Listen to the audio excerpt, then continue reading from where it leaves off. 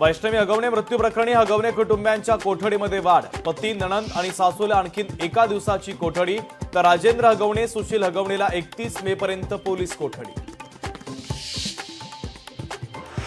हगवणेच्या वकिलाकडून वैष्णवीच्या चारित्र्यावर बोट। वैष्णवीचे नको त्या व्यक्तीसोबत संबंध होते, समोरून नकार आला म्हणून आत्महत्या केली असेल, हगवणेच्या वकिलांचा युक्तिवाद। प्लास्टिकच्या छडीनं मारहाण, याला हत्यार म्हणायचं का? नवऱ्यानं बायकोच्या कानाखाली मारणं म्हणजे छळ आहे का? हगवणेच्या वकिलाचा कोर्टात अजब युक्तिवाद। मिठी नदी आर्थिक घोटाळा प्रकरणी डिनो मोरियाची तब्बल 5 तास चौकशी। डिनो मोरिया यांच्यात आर्थिक व्यवहार झाल्याचं तपासात समोर। लोकशाही मराठीला सूत्रांची माहिती। पाकिस्तान सीमेवरील राज्यांना सतर्कतेचा इशारा। जम्मू काश्मीर, राजस्थान, गुजरात, हरियाणामध्ये उद्या मॉक ड्रिल। पाकिस्तान सीमेवरील राज्यांमध्ये उद्या सायरन वाजणार। राज्यात आज 86 नवे कोरोनाबाधित रुग्ण। मुंबईत 36 नव्या कोरोनाबाधित रुग्णांची नोंद। राज्यात सध्या कोरोनाचे 383 सक्रिय रुग्ण।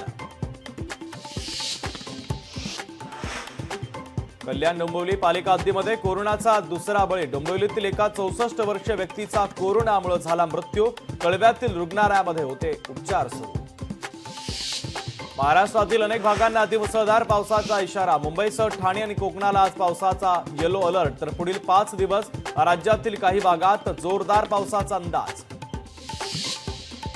महाराष्ट्रासह 4 राज्यांमध्ये अतिवृष्टीचा इशारा। केरळ, कर्नाटक आणि गोवा राज्यातही जोरदार पाऊस बरसणार, तर पुढील 6 ते 7 दिवसांमध्ये विजांच्या कडकडाटासह पावसाचा अंदाज।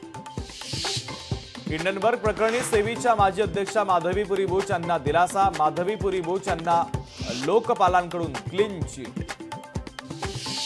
हमासचा गाझा प्रमुख मोहम्मद सिनवार ठार। इस्रायलच्या पंतप्रधानांकडून घोषणा, तर मोहम्मद सिनवर याच्या मृत्यूबद्दल हमासकडून अद्याप अधिकृत पुष्टी नाही।